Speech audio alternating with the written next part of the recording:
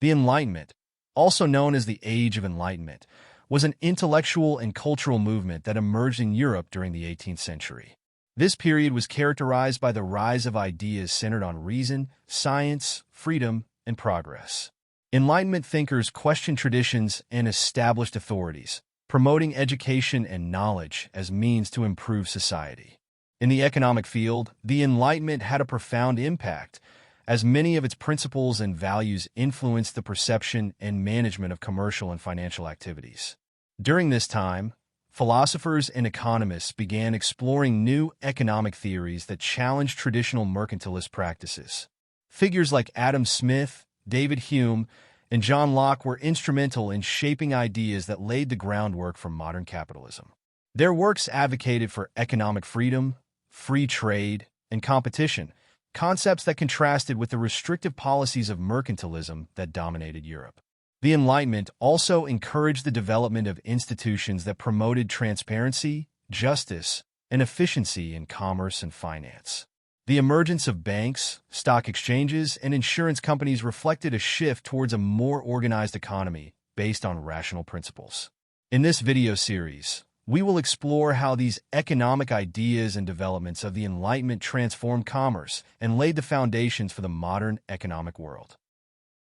Adam Smith, considered the father of modern economics, was one of the most influential thinkers of the Enlightenment. His most famous work, The Wealth of Nations, published in 1776, introduced concepts that revolutionized the understanding of economics and commerce. One of his central ideas is the theory of the invisible hand, which suggests that when individuals pursue their own benefit, they inadvertently contribute to society's general well-being. Smith argued that in a free market, competition and self-interest lead to efficiency and the production of goods and services in a way that benefits everyone. This principle contrasted with the mercantilist policies of the time, which advocated for strong state intervention in the economy. According to Smith, a self-regulating market was capable of allocating resources optimally without the need for excessive government regulation. Additionally, Smith emphasized the importance of the division of labor and specialization as means to increase productivity. His analysis of the economic system also addressed topics such as value, pricing, and the distribution of wealth, providing a theoretical foundation that would influence the economic policies of future generations. Smith's work not only changed economic theory, but also impacted commercial and financial practices. His focus on free trade and competition paved the way for the development of more open and dynamic economies. Free trade is another key concept that emerged during the Enlightenment and had a significant impact on the global economy. Before this period, many European nations followed mercantilist policies that imposed high tariffs and trade restrictions to protect their own economies. However, Enlightenment thinkers like Adam Smith and David Hume argued that unrestricted, free trade benefited all nations by allowing for a more efficient allocation of resources.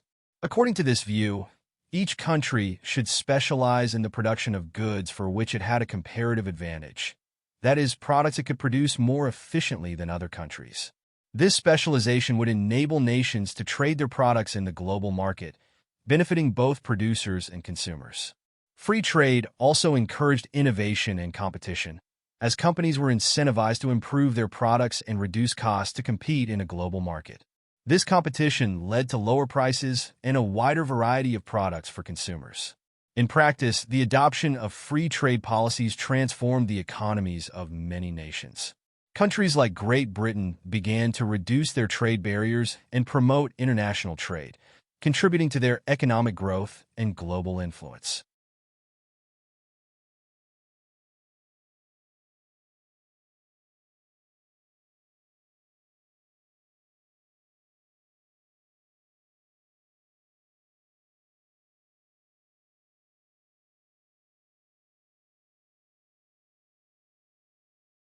The Industrial Revolution, which began in the late 18th century, was a profound transformation that affected all aspects of society, including the economy. This period of rapid industrialization and urbanization was directly influenced by Enlightenment ideas that promoted innovation, efficiency, and progress.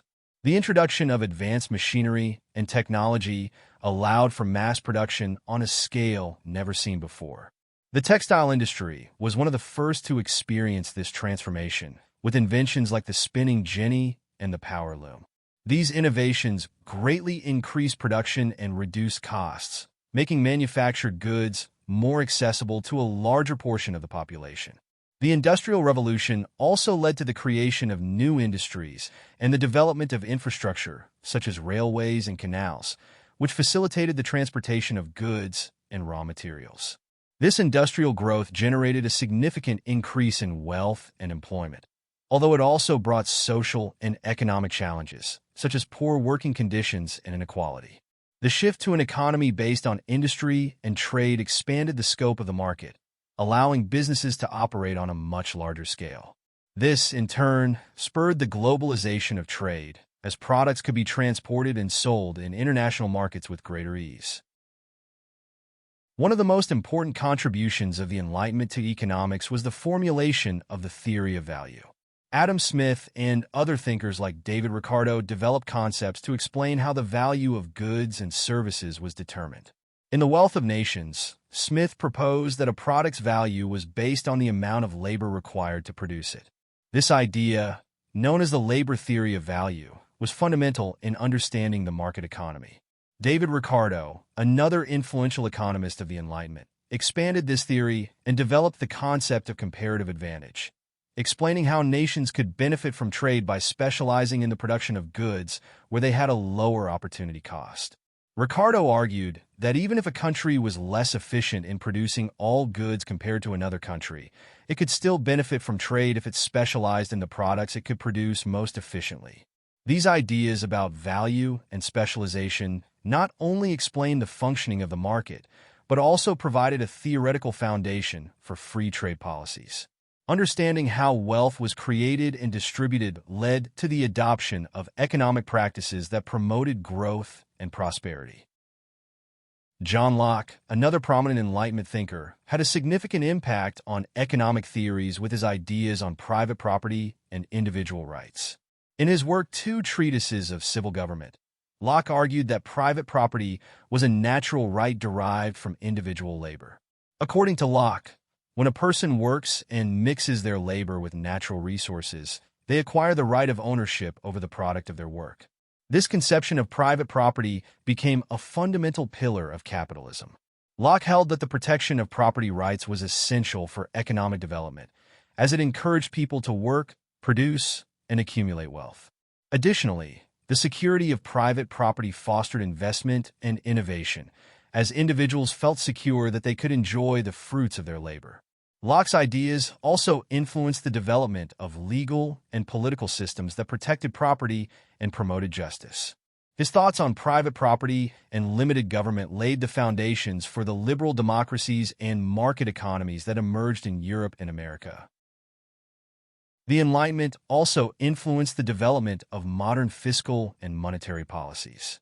Enlightenment thinkers advocated for the idea that the government should play a limited but effective role in the economy, ensuring monetary stability and collecting taxes in a fair and efficient way. These principles contrasted with the arbitrary and oppressive tax collection practices that were common in many European countries before the Enlightenment. Monetary stability was seen as essential for economic growth. Enlightenment thinkers supported the creation of stable and reliable monetary systems that would facilitate trade and investment. This led to the establishment of central banks and the adoption of monetary policies that controlled the money supply and interest rates. In the fiscal realm, Enlightenment thinkers promoted the idea of equitable taxes that did not discourage work and production.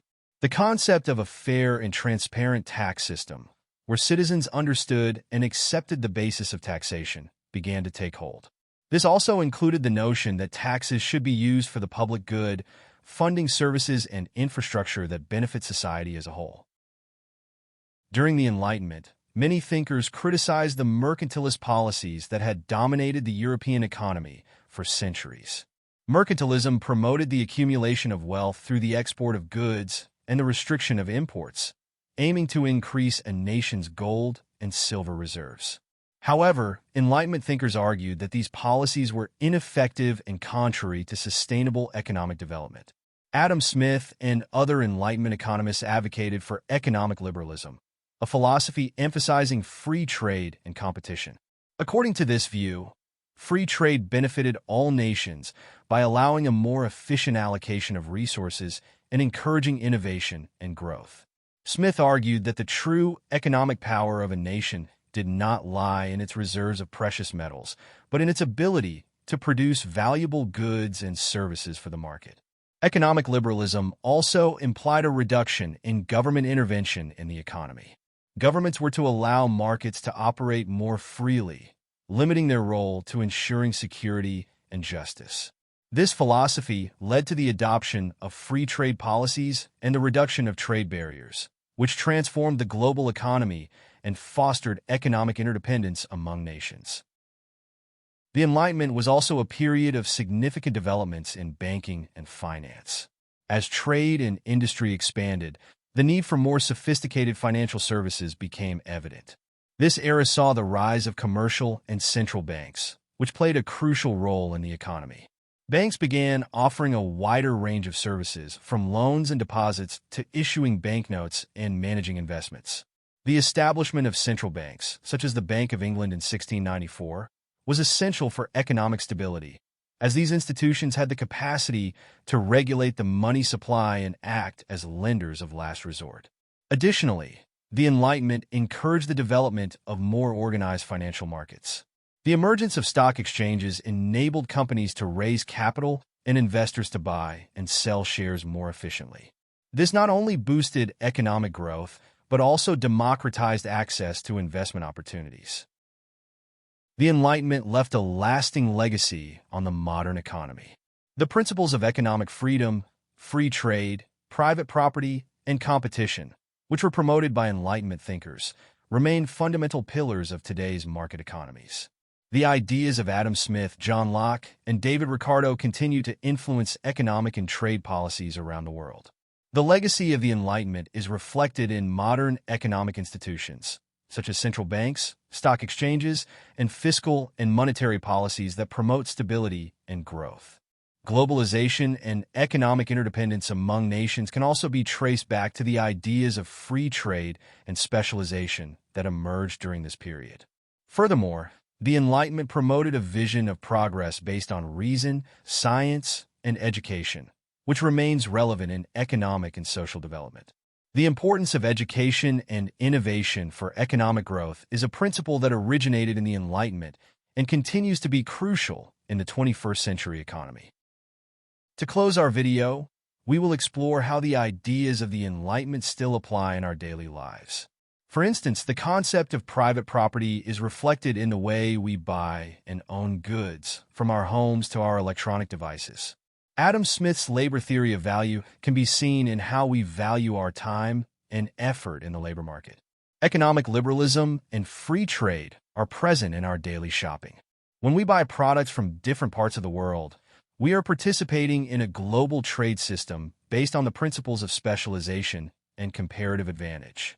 The banks and financial institutions we use to save, invest, and manage our money are direct heirs of the banking developments from the Enlightenment.